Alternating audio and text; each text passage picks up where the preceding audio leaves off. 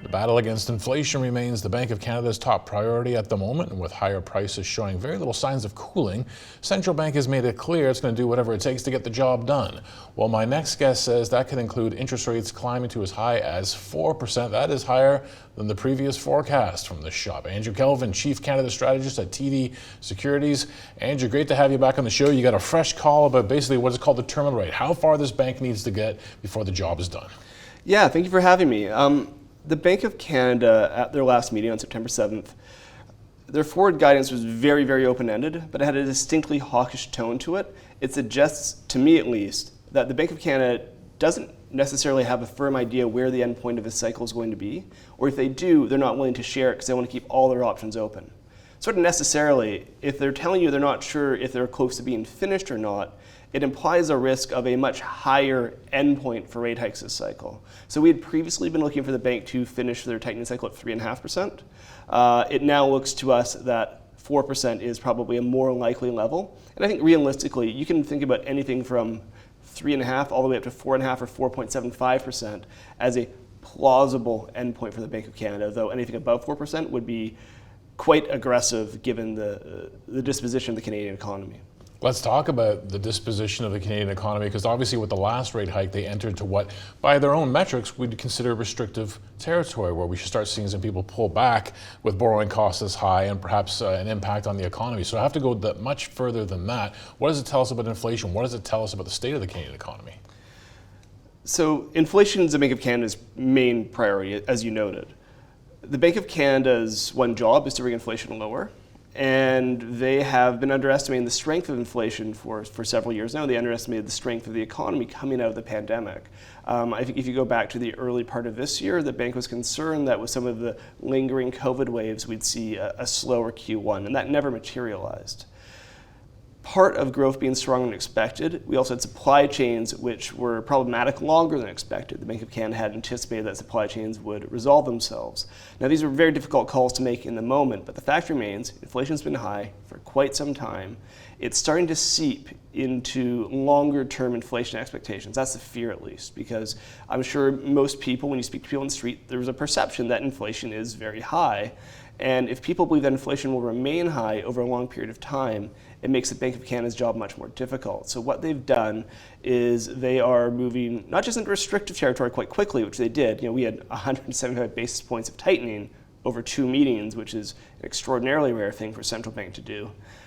They are unlikely to go a little bit further this cycle just to really ensure that the job is done, to really ensure that they will be able to bring inflation back down to target, despite the fact that we've had 3 months of job losses now.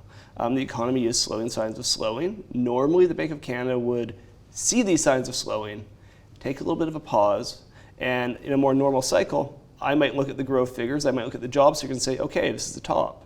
But because the Bank of Canada was behind the ball early this year, late last year, they now may need to go a little bit further in bringing inflation under control. Okay, so when it comes to rates, how much further they need to go, you got a picture for us, a chart? We'll Sure. throw up on the screen for the audience and walk it through us. What is this telling us? So what I've done here, I think there's sort of 2 points. So the darker bar there, that is the market expectation for where the Bank of Canada will go. You can see the market really firmly expects in basis points, so 48 basis points. The market's fully pricing in, essentially, a 50 basis point move in September. Where I differ a little bit, and this is as much a rhetorical tool as anything, I think now that we're at a pretty high level of interest rates relative to where we've been in the past 15 years, and given that the economy doesn't look like it did in 2004, 2005, the economy is experiencing quite a bit more leverage, is going to be more sensitive to interest rate hikes, I think it would be prudent for the Bank of Canada to move just a little bit more cautiously to that 4% target, so that if the rate hikes have unanticipated consequences, they haven't over-tightened to an extent that maybe they would not want to. The other point I would raise on that chart, yeah, because you get further out, and I think I'm seeing forecasts for a cut. And that's exactly it. The fact that the bank is tightening to this extent to bring inflation expectations under control, if they're successful at this, which I expect they will be, and if we go to, let's call it the third quarter of next year, because that's when we have it penciled in, they might be looking at an economy which has seen the unemployment rate rise by a percentage point or perhaps more, an economy where inflation's come lower, because we do think we've seen the peak in inflation. and an economy where inflation expectations are becoming well anchored again, they could ask themselves or say to themselves, do we really need to be at 4% still, which is a firmly restrictive policy rate? So I think there's scope for, in the second half of next year, for the Bank of Canada to start removing some of the tightening they've put in. It'll be a more gradual process. It's not going to be symmetrical. They're not going to be cutting by 100 or 75 basis points per meeting, we believe, but we could start to see some gradual easing in the second half of next year, which would get us something a little bit more normal, hopefully by end of 2024. Of course, the Bank of Canada is not acting in a vacuum here. There is a whole chorus of, global central banks, with the exception of China, who are on this path as well. At what point could Canada diverge from the United States? Are the dynamics different enough that maybe the Fed keeps going, but the Bank of Canada realizes we've gone about as far as we can go given our economic conditions? I'm thinking about debt again.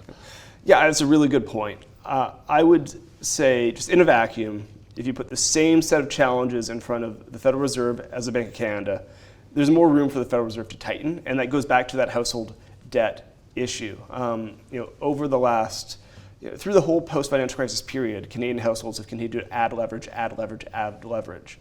U.S. households started a long deleveraging process after the financial crisis in 2009, and as a result, Canadian households have sort of 80% more leverage measured by debt to income than U.S. households. And that should make each rate hike in Canada more impactful than a rate hike would be in the U.S. So with that in mind, I do think there's scope for the Fed to tighten more than the Bank of Canada. We think the Federal Reserve could get all the way to sort of 4.5 as the top end of their band, whereas we think the Bank of Canada tops out at 4%. Having said all that, the Bank of Canada can't diverge too far from the Fed. Now, last cycle, the Bank of Canada finished 75 basis points below the Fed. Over time, those two central banks do tend to move together. And if the Bank of Canada were to fall too far behind the Fed this cycle, that would have implications for the currency. The currency would weaken. That would have short-term inflationary implications, which the Bank of Canada would not especially like. It's not their main priority, it's not their second priority, but it does impact things on the margin. And I think there would also be a sense, given that Canada and the US are sort of facing the same shocks, like these are demand shocks. If the Fed gets too far ahead of the Bank of Canada, it would raise questions if the Bank of Canada is taking things seriously, and it goes back to this credibility question. The Bank of Canada is not in the position to be disappointing markets, and they're not in a position to be inviting questions about their commitment. Central bankers have said, including ours, they're not trying to break something. We're hearing this phrase, right? They're going to continue tightening until something breaks. Can they avoid that now? That sort of seems to be the point. As you mentioned, we can't fix supply chains or some of these other issues with higher rates, but we sure can tamp down demand. Yeah, the point is to slow growth. It's a tricky thing for a central bank to say, because it's extraordinarily difficult for a central bank to come and say, what we would like to do is lift the unemployment rate. Like, that's politically not a feasible thing for any sort of policymaker to make, but that is how monetary policy tightening works on some level. What they'd like to do is engineer what's called a soft landing. Now, there's no technical definition of a soft landing. We could argue all day about what it means. It's not especially helpful a debate, but that's sort of the middle path they'd like to sort of go down here.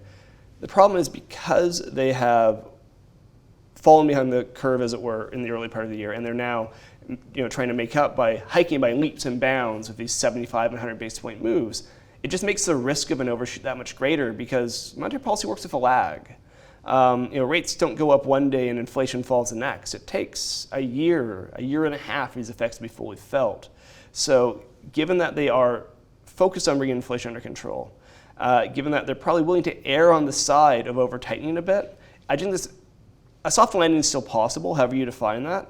It just becomes a much, much, much more difficult thing to achieve when you need to be lifting rates in such a rushed fashion, which is why when I go back to this idea that I think the most prudent thing for them to do would be to slow down to a more measured pace of tightening going forward.